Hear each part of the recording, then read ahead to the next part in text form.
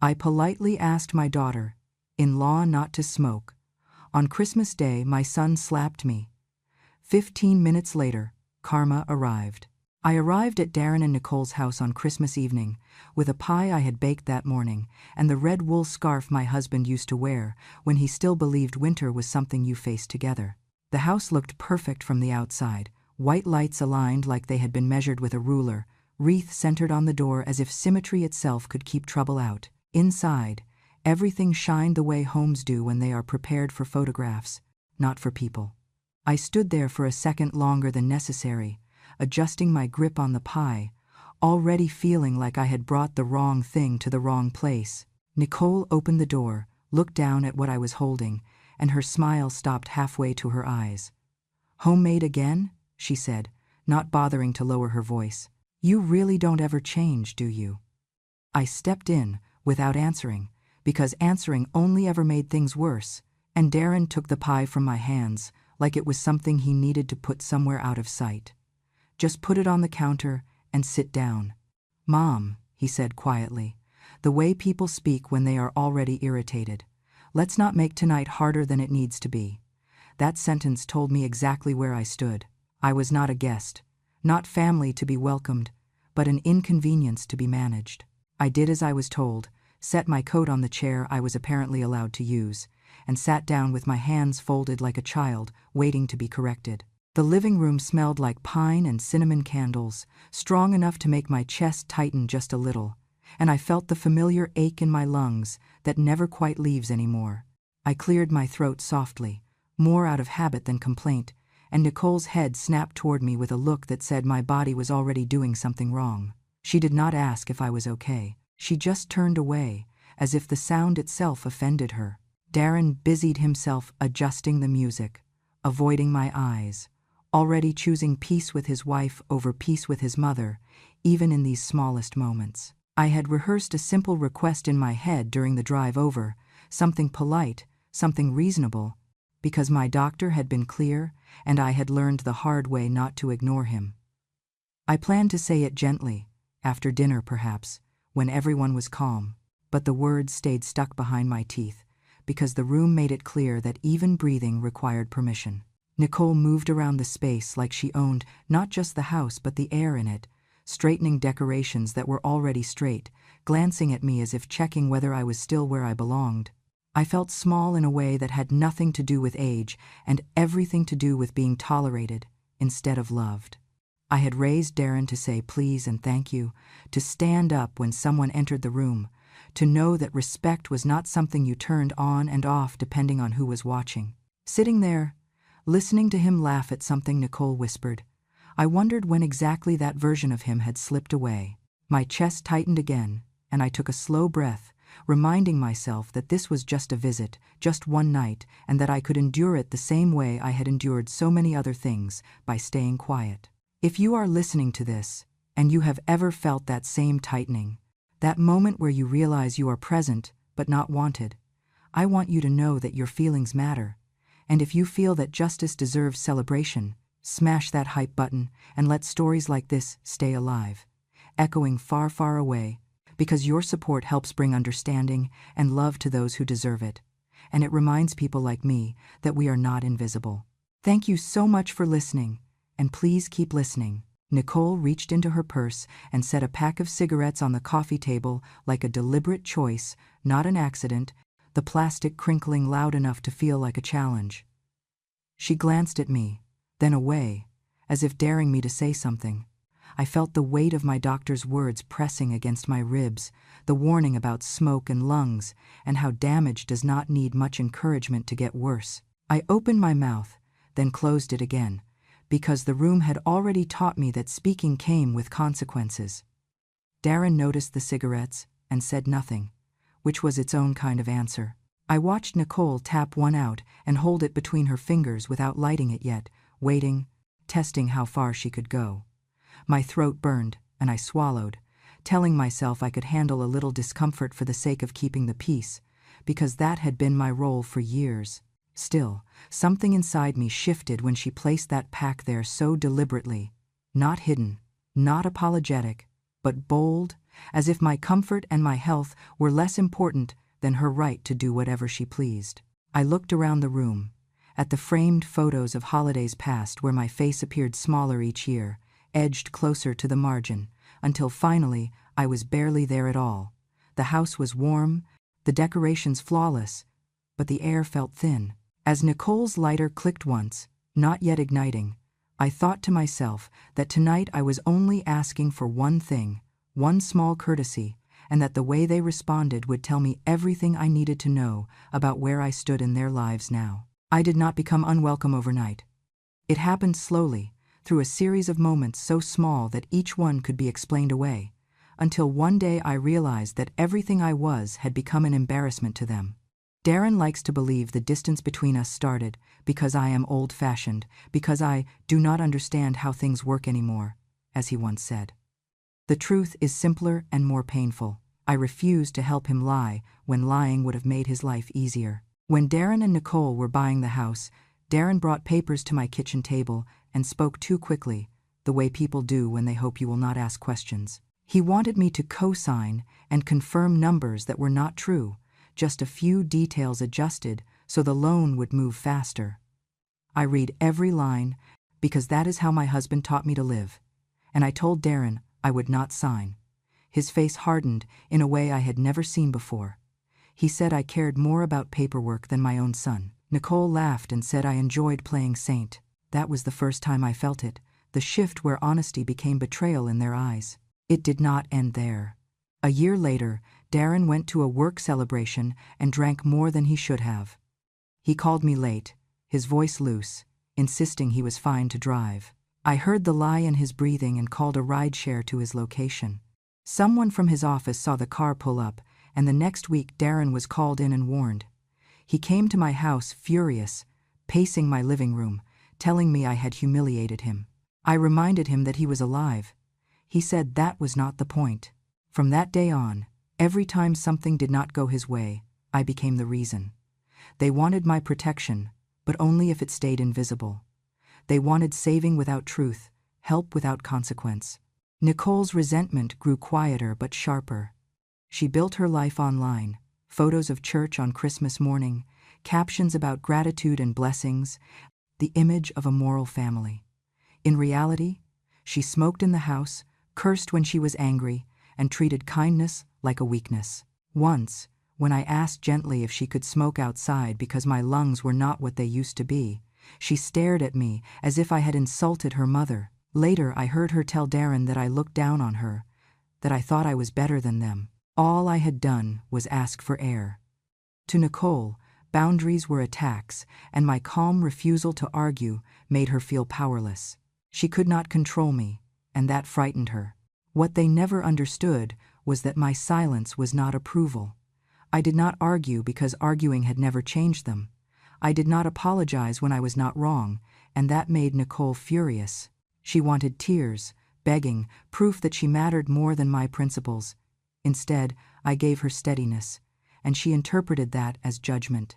After my husband died, a lawyer came by to review documents. Nothing dramatic, nothing I announced. Darren noticed and asked what I was hiding. I told him I was not hiding anything, only holding on to what needed to be kept safe. He scoffed and said I was being dramatic again. From then on, there was an edge to every conversation, a sense that I was something to be managed rather than loved.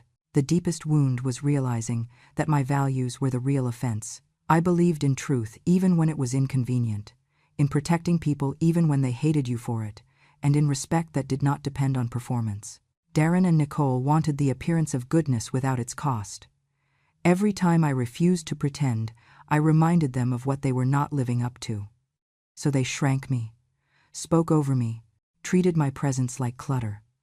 By the time that Christmas came, they no longer saw me as Darren's mother or as a woman who had carried a family for decades. I was a liability to their image, a reminder of rules they wanted to forget. And that is why they hated me, not because I was cruel, but because I would not lie for their comfort.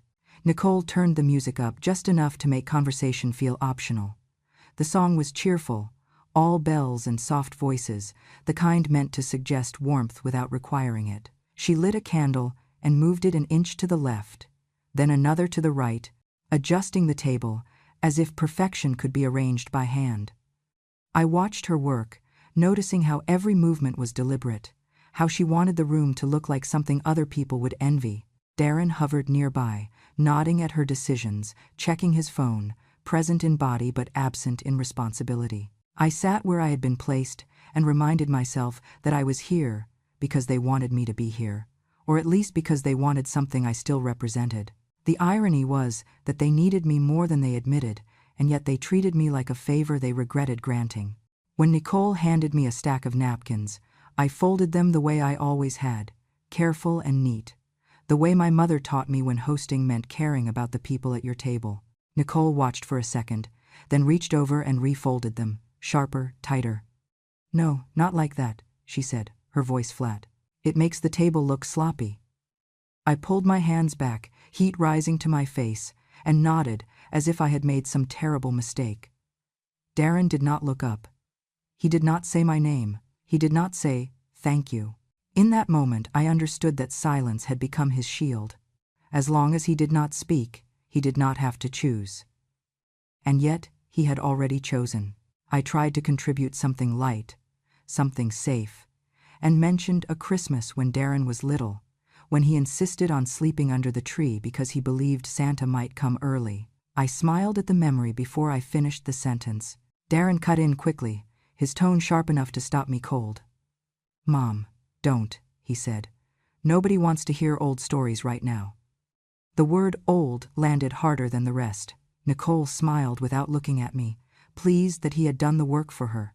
I swallowed and nodded again, the habit of compliance so ingrained it came without thought. Nicole poured drinks and began talking about her mother, how she handled everything herself, how she never complained, how she just got on with it. She made sure her eyes found mine when she said it. "Some people know how to be strong without asking for attention," she added, her mouth curling slightly. "Not everyone needs to be constantly respected." The room went quiet for a second, the music filling the gap. Darren laughed softly, a sound meant to smooth things over, but it only confirmed what I already knew. He agreed with her, or at least he would not disagree. I reminded myself to breathe slowly. My chest felt tight again, that familiar pressure that comes when air feels just a little harder to find. I did not ask for sympathy. I did not raise my voice. I simply said, carefully, that the smoke bothered my lungs and that I would appreciate it if smoking could stay outside. I made sure my tone was calm, almost apologetic, as if my health were an inconvenience I needed to justify. Nicole's eyes narrowed. She did not answer right away. She looked at Darren instead, waiting to see whose side he would take. Darren shrugged. "It's Christmas," he said. "Can we not do this tonight?" That was all he offered me. No defense, no compromise, just a request that I disappear into myself a little more. The second hand moved steadily, marking time I could not get back. I had spent years watching clocks like that, waiting for moments to pass, believing patience was a virtue that would eventually be rewarded. The truth was that patience had only taught them that I would endure anything. Nicole reached into her purse and placed her cigarettes on the coffee table. Not hidden, not subtle. It was a statement. She tapped one free and held it between her fingers, her eyes on me, daring me to repeat myself. Darren said nothing. He stood close enough to her to make it clear where he belonged. In that moment, I understood my place in their home. I was not a guest to be honored or a mother to be protected. I was a background presence, useful when convenient, ignorable when not. They needed my silence, my compliance, my ability to absorb discomfort without complaint. They needed the version of me that stayed small. As Nicole raised the lighter, I felt something settle inside me, a quiet certainty. I had been asking for respect for too long, believing it would be granted if I proved myself worthy. Watching Darren turn away and Nicole prepare to light that cigarette, I realized they had already decided who I was allowed to be. And for the first time that night, I stopped trying to change their minds and began to accept that whatever came next would reveal the truth they had been hiding from themselves. By the time the guests drifted toward the backyard to look at the lights, and someone mentioned checking something in the garage, the house finally went quiet in a way that felt dangerous. The music kept playing, cheerful and oblivious, but the room emptied until it was only the three of us, standing in the same space with no one left to witness what had been building all evening. Nicole moved toward the window and cracked it open just enough to claim she was being considerate. She lit the cigarette anyway, holding it close to the opening, as if that small gesture erased the smoke curling back into the room. The smell hit my chest almost immediately, sharp and familiar, and I felt my breath shorten despite my effort to stay calm. I waited a moment, hoping she would take the hint, hoping Darren would say something on his own. He did not. He stood beside her, arms crossed, watching me like I was the one testing boundaries. I spoke quietly because raising my voice had never helped, and because part of me still believed kindness might reach them if it was gentle enough. I said her name first, the way you do when you are asking for a favor, not making a demand. I asked if she could smoke outside, just on the porch, because my doctor had been clear about my lungs and because I was already struggling to breathe. I made sure my tone was careful, almost apologetic, as if my body were something I needed to excuse. Nicole laughed softly, not loud enough to seem cruel if someone else had been listening, but sharp enough to cut. She told me I was not the center of the world, that everyone else managed just fine, and that I needed to stop acting like everything revolved around my comfort. Her eyes never left mine as she said it. Darren shifted and stepped closer to her, the movement small but unmistakable. He told me she was right and that I always made things uncomfortable, that I had a way of turning every moment into a problem. Hearing my own son say that felt worse than the smoke, worse than the tightness in my chest. It sounded like a verdict he had been rehearsing for years. I felt something break loose inside me then, not anger but clarity. I said his name and asked him, just once, to respect me for the night. I told him I was not asking to be catered to or praised, only treated like a person who mattered. The room went still. Darren's face changed in an instant, the way it does when pride gets cornered. To him, my words were not a request, but an accusation, a suggestion that he had failed. He did not hear a mother asking for dignity. He heard a challenge to his authority, a reminder of obligations he did not want to carry. The next moment came too fast to stop. His hand struck my face with a force that sent a ringing through my head and a taste of metal into my mouth. I stumbled but did not fall. The pain was sharp, but the shock was sharper. Nicole did not move.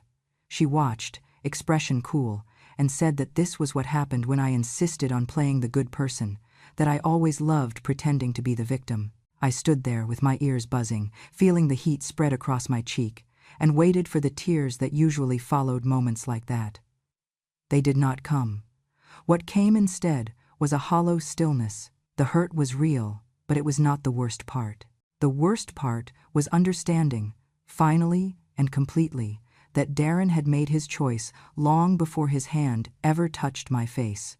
He had chosen comfort over conscience, pride over compassion, silence over protection. In that moment, he was no longer my son in the way I had held him all these years. He was someone else entirely, someone willing to hurt me to prove something to himself and to his wife. I looked at him, really looked at him, and felt the last of my pleading drain away. My voice was steady when I spoke, softer than the music still playing in the background, and I told him that he had made his decision. I did not raise my voice or accuse him. I simply stated the truth as it stood between us. That was when I knew that whatever happened next would not be about asking anymore. It would be about accepting what he had chosen and responding in the only way left to me. I went into the bathroom and closed the door gently behind me, not because I was afraid of them, but because I needed a moment where their voices could not reach me. The mirror caught my face under the harsh light, and I barely recognized the woman looking back. My cheek was already darkening, a clear outline forming where Darren's hand had landed. I ran cold water and pressed a cloth against the skin, not to hide the mark, but to steady myself. My hands were shaking, but my mind was not. Something had shifted, and for the first time in years, I was not trying to fix anything. I was simply acknowledging what had happened. I took a slow breath, the kind my doctor had taught me to take when my lungs tightened, and I listened to my heartbeat until it slowed enough for me to think clearly. I reached into my purse and took out my phone. I did not call the police. I did not want chaos or shouting or explanations that would be twisted against me. I wanted a record, a timestamp, something that could not be argued away later as a misunderstanding or an emotional exaggeration. I scrolled to the number I had not needed to use in years, the after-hours line for the trust administration office that handled my late husband's estate. The voicemail picked up after 2 rings, calm and professional, exactly what I needed. I stated my full name, the address, and the time. I said clearly that I had been physically assaulted in the residence and that I was requesting immediate activation of the protection clause. I did not raise my voice or add emotion. I simply told the truth and ended the call. The confirmation tone felt heavier than any apology I had ever hoped to hear from my son. Next, I opened my camera and took photographs of my face from different angles, making sure the redness and swelling were visible. It felt strange, documenting my own pain like evidence, but I reminded myself that facts mattered more than feelings in moments like this. I placed the phone back in my purse beside the folded medical note my doctor had given me weeks earlier, the one that explained my lung condition and the strict instruction to avoid smoke. I had brought it with me without knowing why, a habit formed from years of being told I was overreacting. Now it sat there quietly, waiting to be seen. When I stepped back into the hallway, Darren and Nicole were still in the living room. Darren would not look at me. Nicole leaned against the counter, cigarette between her fingers, her expression bored, as if this were already behind us. No one spoke. I did not say a word either. I returned to my seat and waited, my purse at my feet, my hands folded again, not in submission this time, but in patience. I checked the clock. The second hand moved steadily, the same way it always had, indifferent to the lives unraveling beneath it. Each tick felt deliberate, as if time itself had finally chosen a side. The doorbell rang 15 minutes later. Darren frowned and stood up abruptly. "Who is that now?" he muttered, irritation laced with uncertainty. Nicole scoffed and followed him to the door, clearly expecting nothing more than a neighbor or an inconvenience she could dismiss. When the door opened, the air in the room changed.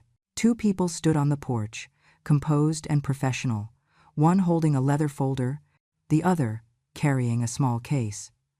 They introduced themselves calmly, stating their names and their affiliation with the Trust Administration Office. Darren's confusion deepened, his eyes flicking toward me for the first time since the bathroom. Nicole laughed under her breath and said that this was ridiculous, that I had called people to scare them. Her confidence faltered when the woman stepped forward and addressed me directly, using my name with a respect I had not heard in that house all night. She explained that they were there, at my request, that I was listed as the trust protector for the family property, and that they were authorized to deliver documentation and assess the situation. Darren opened his mouth to interrupt, but no sound came out. He looked at me like he was seeing a stranger, someone he had underestimated for far too long. I remained seated, my voice steady when I confirmed who I was. I did not explain myself or justify my actions. I simply acknowledged their presence and invited them inside. The folder was opened, papers laid out neatly, and the words that followed were precise and unemotional. They were there because a condition had been breached. They were there because a call had been made and recorded.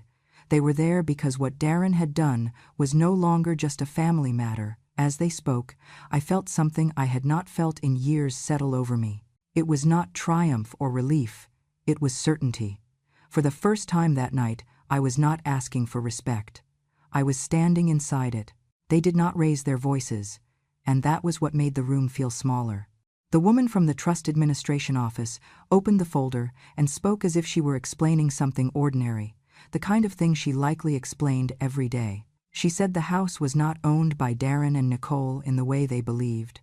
It was part of a family trust established by my husband years before he died, created to preserve the property and protect the people living in it under specific conditions. Darren stared at her as if she were speaking another language. Nicole folded her arms, her jaw tight, waiting for the part where someone apologized and left. That part did not come. The man beside her explained that Darren and Nicole had been granted conditional residency. They were allowed to live in the home as long as certain standards were met. Standards meant to ensure safety, respect, and lawful behavior. My husband had believed that love did not mean absence of boundaries. He had believed that family should be protected from harm, even harm that came from within. Darren shook his head and interrupted, his voice sharp and defensive, saying that he was the son, that this was his family home, that there had to be some mistake. The administrator did not argue. She simply repeated that legal relationships did not change facts. Being a son did not override the terms of a trust. Nicole laughed again, louder this time, and said they were blowing things out of proportion, that families argued and that no one was hurt. The man looked at her calmly and said that physical assault against a senior resident was considered elder abuse, regardless of intent or explanation. He added that health and safety provisions were not suggestions. The trust included the authority for the trust protector to establish and enforce smoke-free conditions when medical documentation supported the need. I watched Nicole's confidence drain as he spoke. She glanced at Darren, searching for something solid to stand on, and found nothing. Darren's face went pale. He kept saying it could not be true, that he had paid bills, that he had taken care of things. The administrator acknowledged that he had contributed, that he had maintained the home, but she explained that contribution did not equal ownership. The trust had quietly covered insurance, taxes, and long-term maintenance, exactly as my husband intended.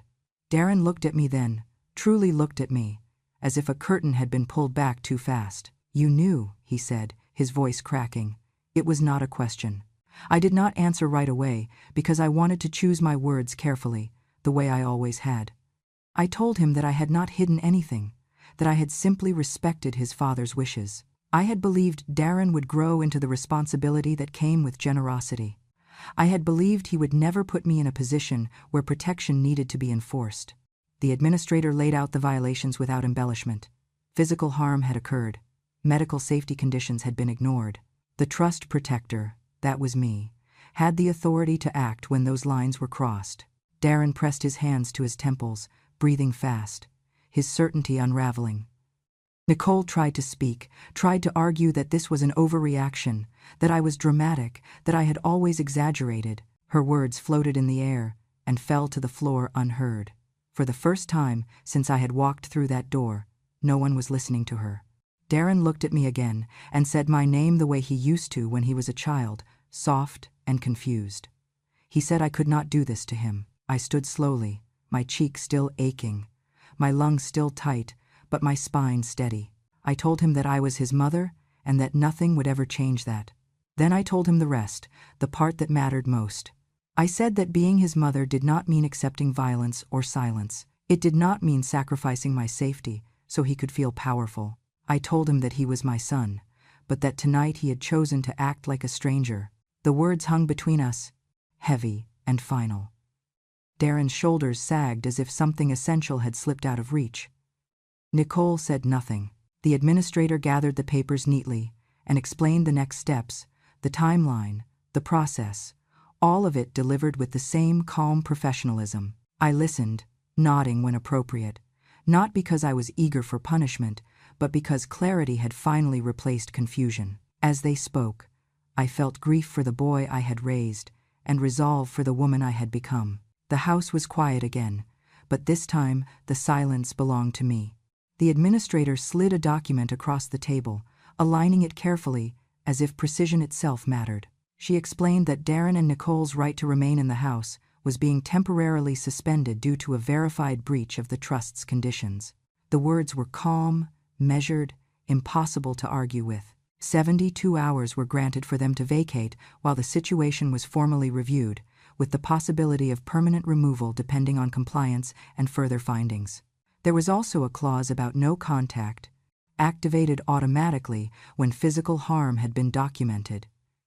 Darren stared at the paper as if it were written in disappearing ink. Nicole's mouth opened, then closed, the first sign that her certainty had begun to crack. The man beside the administrator continued, explaining that during the suspension period, all trust-funded expenses related to the property would be paused. Insurance coverage, property tax payments, scheduled maintenance, everything would stop until residency rights were resolved.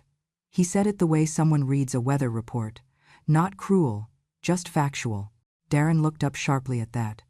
He said he had paid those things, that he had always handled the bills. The administrator nodded again and clarified that while Darren had contributed at times, the trust had covered a significant portion consistently, exactly as outlined in the documents Darren had never bothered to read.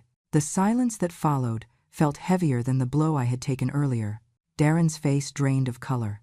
He looked at me with something close to fear, and for the first time, there was no anger in his eyes, only disbelief. He asked if it had really been me all these years, if I had been paying, if I had been the reason things never collapsed when they should have. I shook my head slowly, not to deny his question but to correct it. I told him it had not been me. It had been his father, who had planned carefully so his son would have help without shame, support without dependency.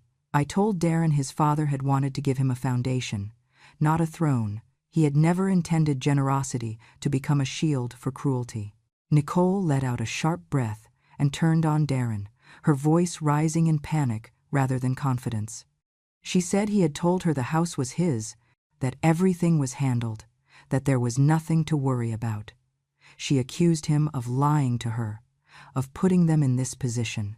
Darren snapped back that she was the one who pushed, the one who never let anything go, the one who insisted on proving dominance over his mother. The words spilled out fast and ugly, years of resentment breaking through the surface.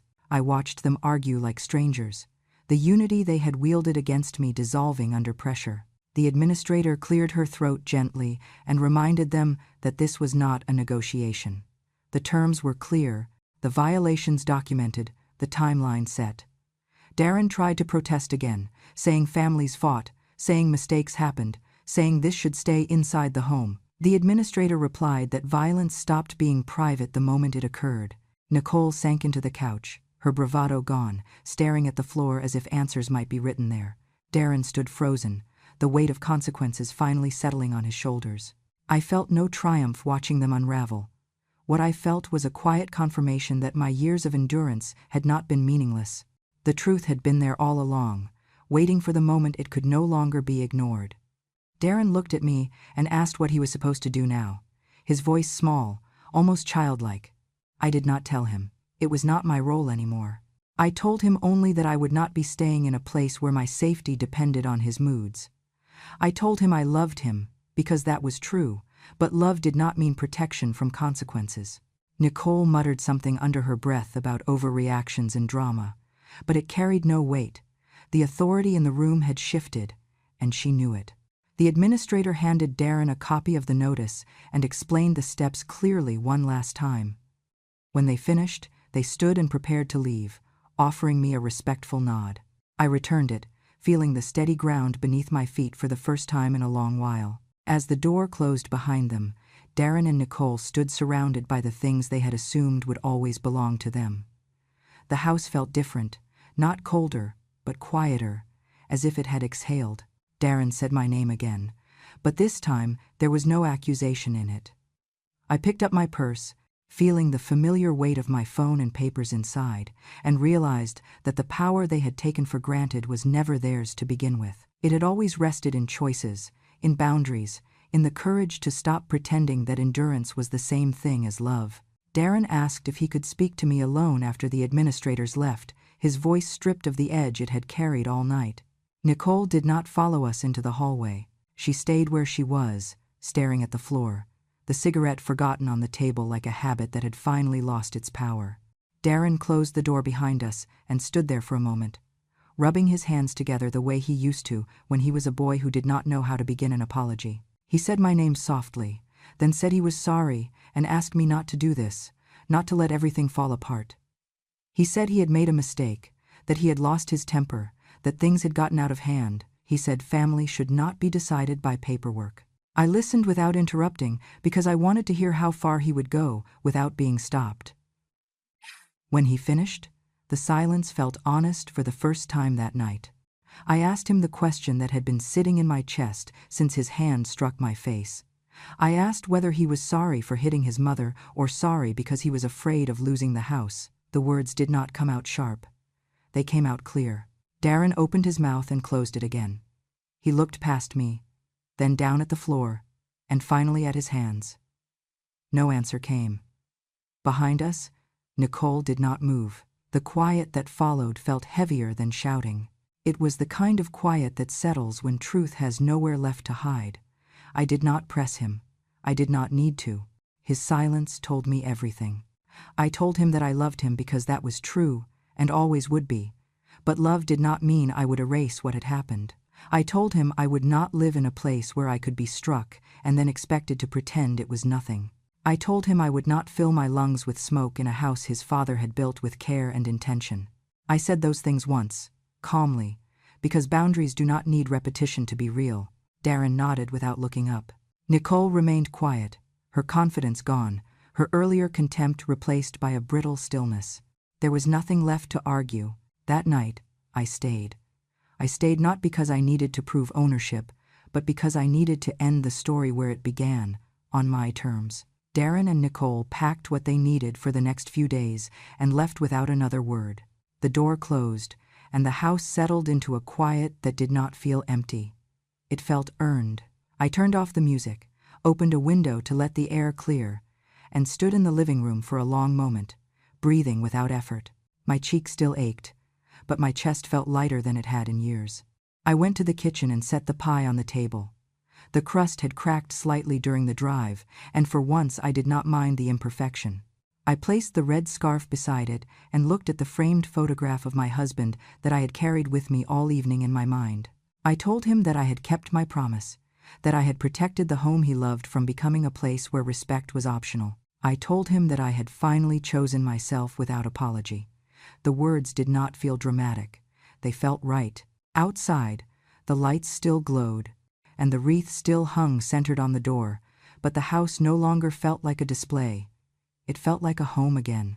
I washed my face, changed into something comfortable, and sat at the table with a small slice of pie, tasting cinnamon and apples and the quiet satisfaction of being able to enjoy something without bracing for insult. I thought about the years I had spent mistaking endurance for virtue, silence for peace. I understood now that patience had its place, but so did limits. I did not feel vengeful. I felt finished. Darren would have to sit with what he had done, and Nicole would have to confront the version of herself she could no longer hide. Their consequences were not mine to manage. My responsibility ended the moment I chose safety and dignity over appeasement. As the night deepened, I turned off the lights one by one and climbed the stairs without hurry. I slept without coughing, without fear, without rehearsing tomorrow's apologies. They had thought I was weak because I stayed quiet for so long. They had mistaken restraint for surrender. The truth was simpler and stronger than that. Silence was never my defeat. It was how I waited for the moment when standing upright would finally matter. Before I close this chapter, I want to say something from the quiet place in my heart where all these memories live. I did not tell this story to punish anyone or to ask for sympathy. I told it because too many people like me are taught to stay silent, to endure, to confuse patience with love and pain with duty. We are told that being old means being invisible, that being kind means accepting whatever is handed to us. That is not wisdom. That is erasure. What I learned is simple, and it took me a lifetime to learn it. Respect is not something you beg for. Safety is not something you negotiate, and love does not require you to disappear. When I finally spoke, I did not raise my voice. I simply stood where I belonged, and that was enough. If this story felt familiar to you, if you have ever been the quiet one at the table, the one expected to absorb the hurt so others could stay comfortable, then know this: you are not weak, you are not wrong, and it is never too late to choose yourself. Silence has power, but so does the moment you decide to stop carrying what was never yours to carry. If you believe stories like this deserve to be heard, if you believe that truth spoken softly can still change lives, I invite you to subscribe to Grandma True Stories. This channel exists for the voices that were ignored, for the women who were told they were too old to matter, and for anyone who needs a reminder that dignity has no expiration date. Stay with us. Listen, share, and remember this above all else: when a grandma finally speaks, the world should pay attention.